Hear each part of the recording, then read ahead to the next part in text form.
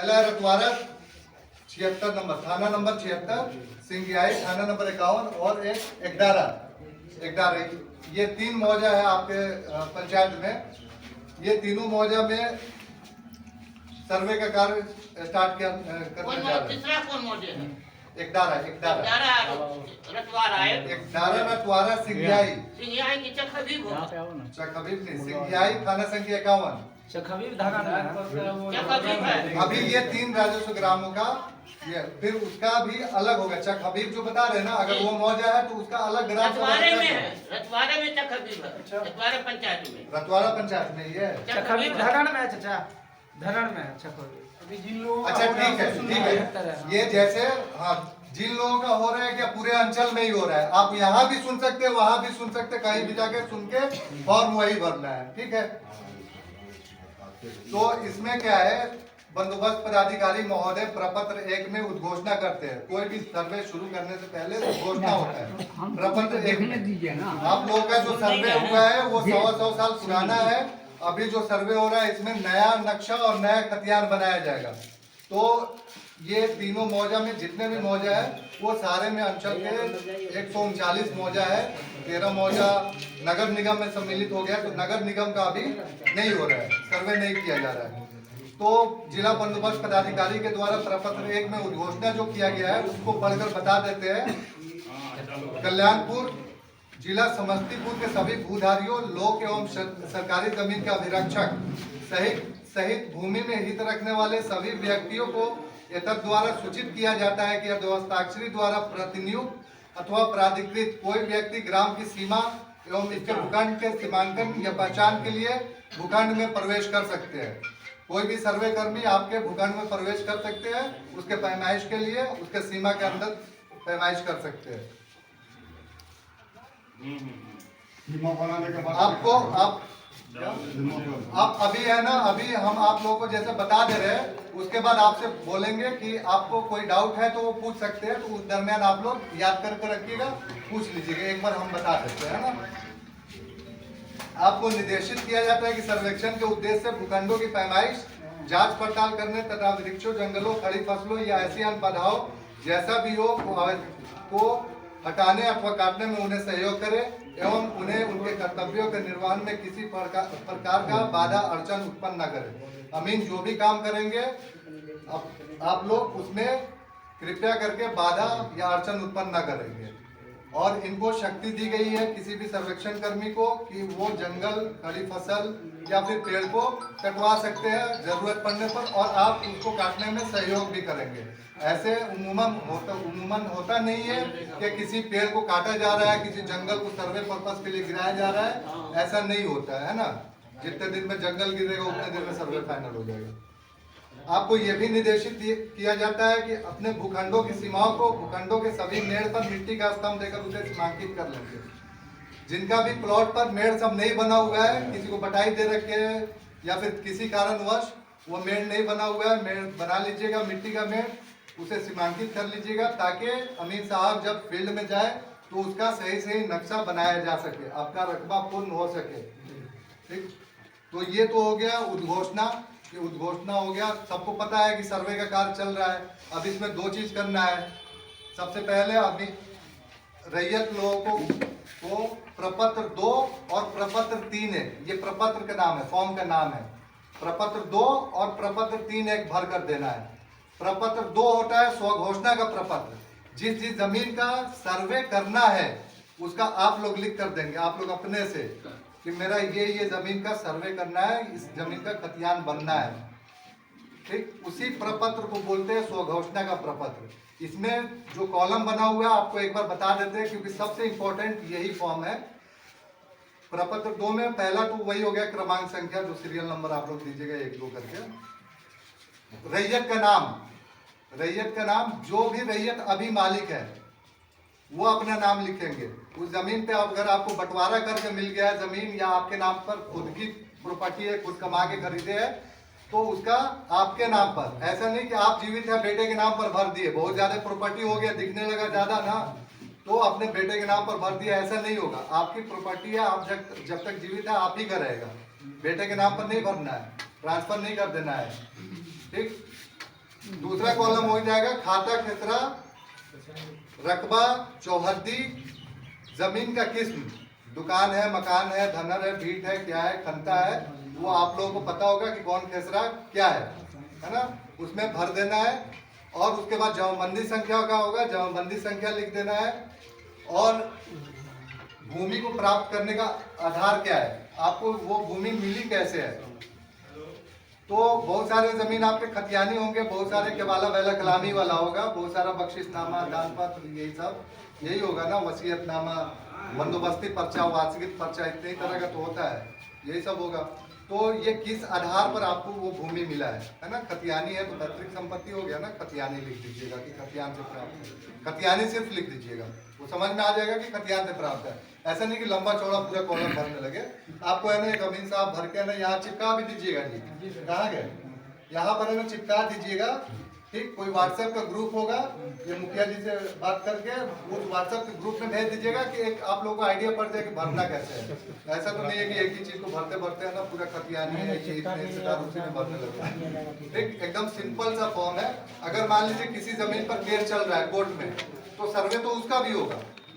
दो पार्टी के बीच में अगर मान लीजिए केस चल रहा है, तो दोनों पार्टी का पेपर देखकर सर्वे कर्मी को जिसका पेपर स्ट्रॉन्ग लगेगा उसके नाम पर सर्वे कर देंगे। कोर्ट का जब आदेश आएगा, अगर जिसके नाम पर सर्वे हुआ है उसी के नाम पर आदेश आएगा तो कोई दिक्कत नहीं है। ऑपोजिट पक्ष, दूसरे पक्ष के नाम पर आदेश आ जाएगा तो वो खतियान में सुधार कर दिया जाएगा, वो खतियान में लिख दिया जाएगा कि जैसे कोर्ट का आदेश होगा वैसे सुधार कर दिया जाएगा। लेकिन सर्वे का कार्य ऐसा नहीं है कि उसको ब्लैंक छोड़ दिया जाएगा, ब्लैंक कोई छूटेगा नहीं, सारे प्लॉट का सर्वे होना है। तो ये प्रपत्र 2 हो गया। प्रपत्र 2 सबको समझ में आ गया ना, कि जिसके पास जो भी भूमि है, जितने भी प्लॉट है, खाता खेसरा रकबा, उसको भर के दे देना है। और ज्यादा चीज नहीं भरना, 5-6 कॉलम ही है। रैयत का नाम, खाता खेसरा रकबा चौहद्दी, और वो भूमि किस्म, जमीन किस्म क्या है, भूमि का किस्म क्या है, और उसका आधार क्या है, किस पेपर के अकॉर्डिंग आप बोल रहे हैं कि वो आपकी जमीन है, ठीक। दूसरा होता है कि बहुत सारे को है ना, इसमें खतियानी जमीन होगी, पूर्वज से प्राप्त हुआ होगा, तो वो लोग क्या करेंगे, वंशावली का प्रपत्र भरेंगे। प्रपत्र 3 है। जिनके खुद के नाम पर जमीन है ना, उनको प्रपत्र 3 है भरने की जरूरत नहीं, वो सिर्फ एक ही भाव भरेंगे। और जिनका पूर्वज से प्राप्त होकर आया है ना, खतियान से प्राप्त होकर आया है, तो वो लोग वंशावली का प्रपत्र भरेंगे। और सरपंच साहब से है ना वो वंशावली एक में उसका बताएंगे, पहले हमको अपने बता दें दीजिए ना, पता चला कि हम बताते बताते आपका उसी में आंसर हो जाए आपका, है ना। जो खतियान से प्राप्त हुआ है आप लोगों का, जो पूर्वज की भूमि है, उसको है ना उसमें वंशावली फिल करना है। वंशावली का प्रपत्र 3-1, उसमें 2 पन्ना है, उसमें 2 पन्ना है। वो दोनों पन्ना में है ना एक जमीन का ब्यौरा हो गया कि वंशावली से ये भूमि प्राप्त हुई है। प्रपत्र 2 में बनना है सारी भूमि का नाम और नंबर है ना, खतियान से प्राप्त होता, खरीदा हुआ नंबर भी, मतलब जैसी भी भूमि है भर दीजिएगा। बहुत सारे जमीन का पेपर नहीं होगा आपका, लेकिन दखल होगा, तो उस केस में है ना आपको पेपर ढूंढने में अगर मान लीजिए टाइम लग रहा है, 2 महीने 1 महीना, या फिर जो भी समय चाहिए होता है ना, आप लोगों के पास जैसे आ गया सर्वे, आप लोग सुन रहे होंगे, तो सबसे पहले तो ये बहुत सारे लोग हड़बड़ा गए होंगे कि ऐसा ना हो कि अभी पेपर है नहीं तो करेंगे क्या, ऐसा ना हो कि बिहार सरकार ना हो जाए, समय शुरू हो गया, कब से भरना है, क्या करना है, ठीक है। तो ये जो वंशावली का प्रपत्र है, सरपंच साहब से वंश वृक्ष बनवा लीजिएगा, जहाँ से आपका जमीन प्राप्त हुआ है वहां से बनाइएगा। जैसे खतियानी जमीन, खतियानी रैयत का जो नाम रहेगा वहां से शुरू कीजिएगा, बीच से कोई भी शुरू मत कर दीजिएगा।